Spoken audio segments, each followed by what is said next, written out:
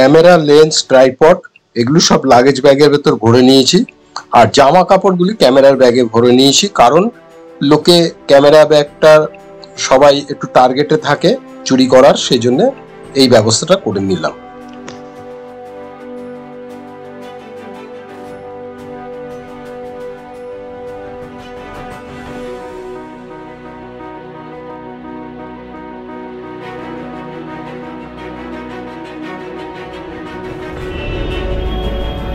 এই মুহূর্তে বাইপাসে চলে এসেছি, এখান থেকে ট্যাক্সি ধরবো। হ্যাঁ, আপনি যাবেন শিয়ালদায়? কত নেবেন? ঠিক আছে তো, 200 টাকা তো?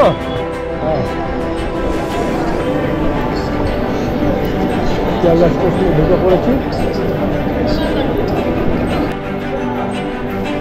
আরে সবাই, এ হচ্ছে নির্মল চক্রবর্তী, বার্ড ফটোগ্রাফার। দেখা হয়ে গেল নির্মল বাবুর সাথে। আমরা এবার ট্রেনের কাছে যাচ্ছি, আজমের এক্সপ্রেস। এখন চলেছি B4 এ। ট্রেন অনেকক্ষণ আগেই এসে প্ল্যাটফর্মে দাঁড়িয়ে পড়েছে, দেখতে পাচ্ছি। আজমের শিয়ালদা চলেছি ভরতপুর बार्ड फोटोग्राफी करते। Beautiful beautiful. हम लोग जा रहे हैं, घूमने जा रहा है। तुम लोग कहाँ जा रहे हैं? हम दोनों भी घूमने जा रहे हैं। कहाँ? राजस्थान? हाँ। राजस्थान कहाँ पे? जयपुर में जा रहा है। Good morning. গতকাল রাত 11টার সময় শিয়ালদা স্টেশন থেকে আজমির এক্সপ্রেসে উঠেছিলাম। এই মুহূর্তে পৌঁছে গেছি। অ্যাকচুয়াল স্টেশনটার নাম হচ্ছে, এতকাল জানতাম মোগলসরাই, এখন নাম হয়ে গেছে দীনদয়াল স্টেশন। আমি এই মুহূর্তে দেখাতে পারছি কাশির পেয়ারা।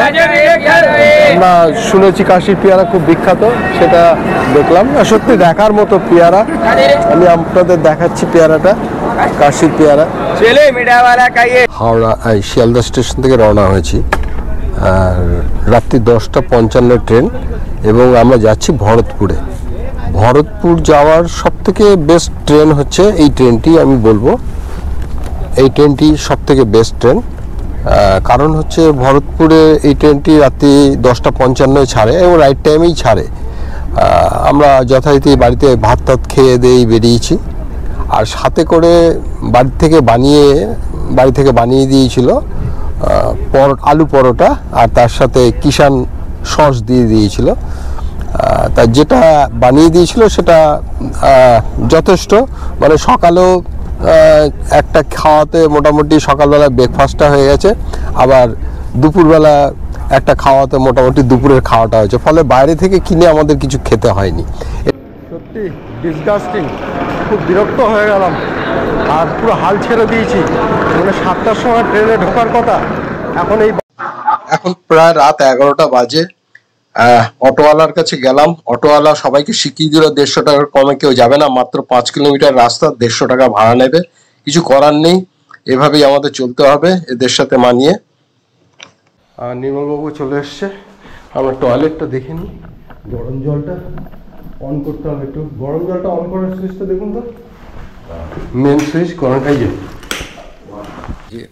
কিন্তু কথা হচ্ছে যে পরিমাণে বাইরে ফগি, এবং লাইট তো নেই, প্লাস ফগির সাথে বৃষ্টি হচ্ছে, মানে ঝিরিঝিরি ফগি রেইন যাকে বলে, সব মিলিয়ে একটা খুব মানে টেনশনে পড়ে গেলাম যে এত পয়সা খরচা করে ফটোগ্রাফি করতে এসছি, ঘরে বসে আছি, সকাল 8:30 বাজে, বাইরে কোনো লাইট নেই।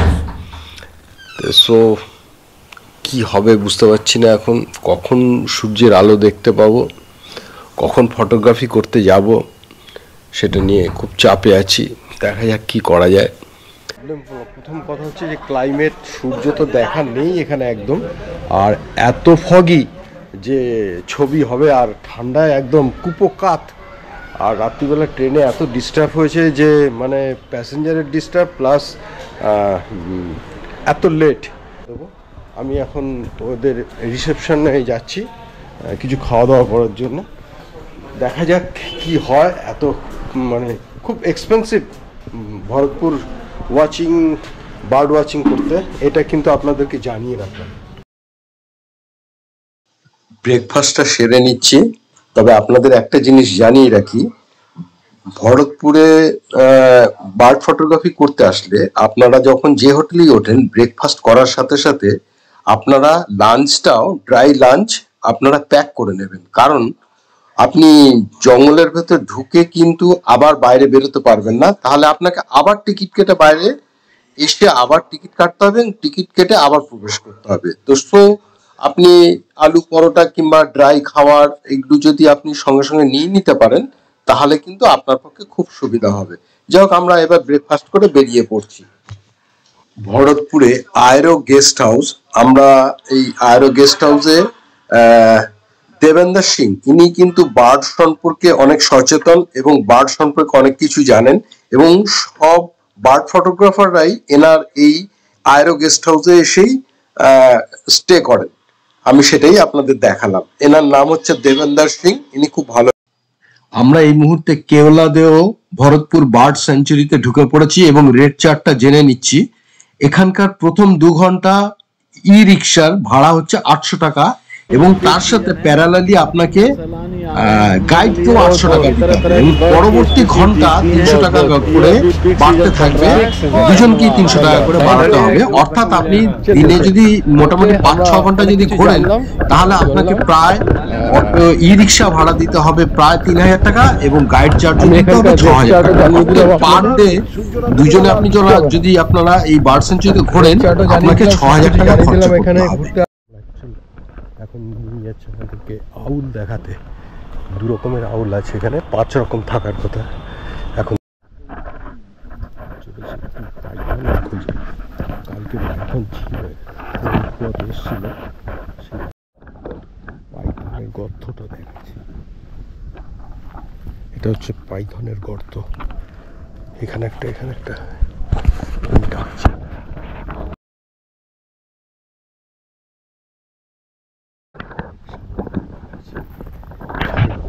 ডেঞ্জারাস শুয়ে আছে, দেখাতে পারছি কিনা জানি না। ও অসংখ্য সাংঘাতিক গর্ত,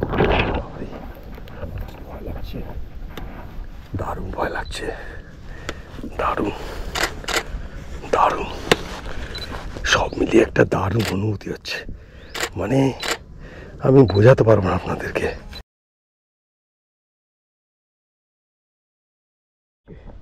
এগুলো হচ্ছে পাইথনের গর্ত, গর্তটা দেখাতে পাচ্ছি আপনাকে। আমি খুব কষ্ট হচ্ছে জঙ্গলের ভেতরে এতটা নেবে। উফ,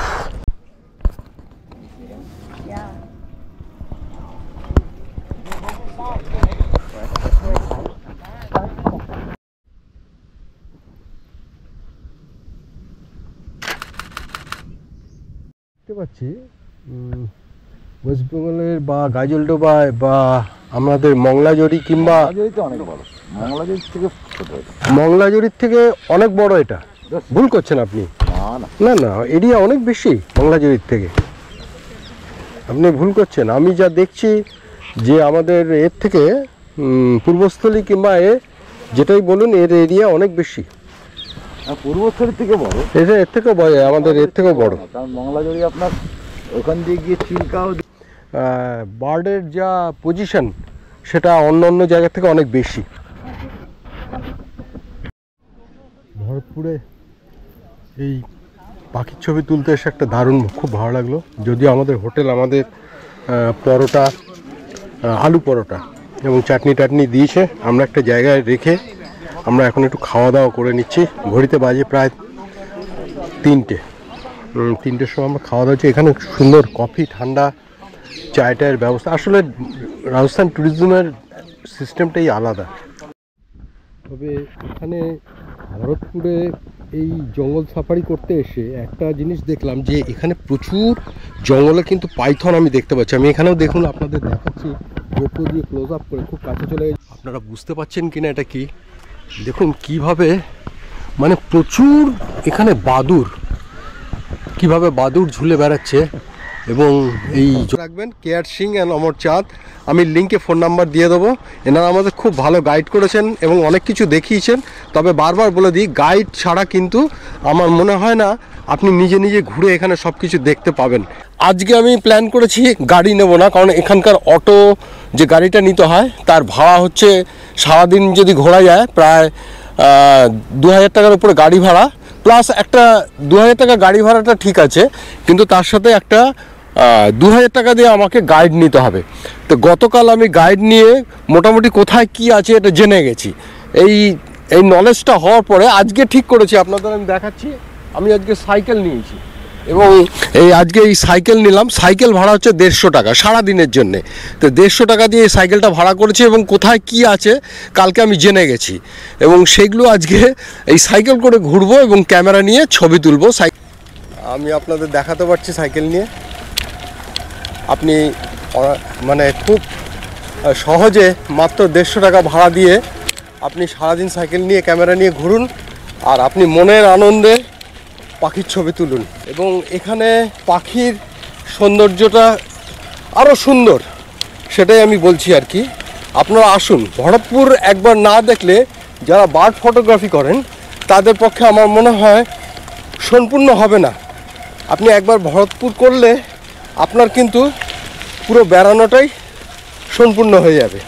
সেই জন্য আমি বলছি আসুন, দেখুন দেখুন কি সুন্দর দৃশ্য, এবং এত রকমের পাখি আছে এখানে, সত্যি দেখার মতো। অবশ্যই বড় লেন্স নিয়ে আসবেন, তবেই কিন্তু আপনি দূরের পাখিগুলি, কারণ প্রায় পাখি 500 মিটার দূরে পাখিরা বসে আছে, সেগুলো আপনাকে তুলতে বড় লেন্স লাগবে। খুব সুন্দর লাগছে আমার। এই মুহূর্তে আমি লাস্ট পয়েন্টে চলে এসেছি। গেট থেকে এটা হচ্ছে 5.5 কিলোমিটার রাস্তা। এখানে একটা আসলে আপনারা ভরতপুর এখানে দেখতে পাবেন, প্রাচীন মন্দির দেখতে পাবেন। আমি মন্দিরটা দেখাচ্ছি আপনাদেরকে। খুব সুন্দর ভরতপুরের একটা এনভায়রনমেন্ট এবং বার্ড। সাউথ ইন্ডিয়া থেকে প্রচুর ফটোগ্রাফার দেখলাম, ছবিতেও আপনারা দেখাবো। আমি যে কটা ভালো ছবি তুলেছি আমি সব আপডেট করব।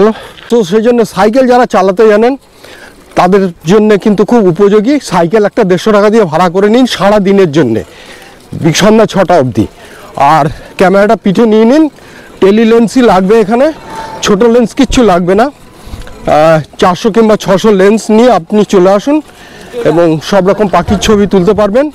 এবং সাইকেল চালানোটা আপনার কিন্তু ভালো জানতে হবে এবং দম থাকা যায়।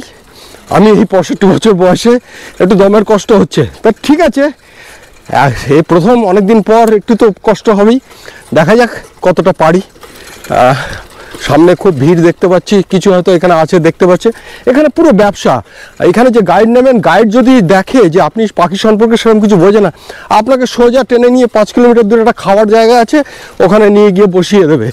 দেখে 2-4টা পাখি টাকি দেখিয়ে বলবে এই যে এই পাখি ওই পাখি, আপনি বোঝেন না, আপনাকে পুরো ঠকানোর ব্যবসা এটা। এটা আমার ব্যক্তিগত অভিজ্ঞতা, কে কি বললো আমি জানি না। তবে পাখি প্রচুর পাখি, প্রচুর পাইথন, প্রচুর হরিণ, অনেক কিছুই পেয়েছি। আমি দেখাবো এটা আমি আপনাকে লাইভে। আমি জঙ্গলের ভেতরটা দেখাচ্ছি, আমার পেছনটা দেখাচ্ছি এবং এদিকটাও দেখাচ্ছি। দেখুন কেমন দেখতে, গভীর জঙ্গলের ভেতর দাঁড়িয়ে আছি এবং প্রচুর টুরিস্টও দেখুন সামনে পেছনে সব গাড়ি দাঁড়িয়ে আছে, দেখছে এরা। যাই হোক, আমি এখন একটু ফটো তুলবো। আমি আপনাদেরকে কিছু পাখির ছবি ক্যামেরা দিয়ে তুলেছি, সেগুলো আমি আপনাদের দেখাচ্ছি, যদিও সব এডিট করা হয়নি। এবং আরো অনেক ছবি আছে যা আমার সবকিছু দেখানো সম্ভব না, ভিডিওটা অনেক বড় হয়ে যাবে। যাই হোক, আপনারা দেখতে থাকুন। মোটামুটি যা তুলেছি আমি আপনাদেরকে তুলে ধরছি, ভালো লাগবে আপনাদের। আমি হবি ইলেকট্রনিক্সের তরফ থেকে সকলকে আমার শুভেচ্ছা জানাচ্ছি।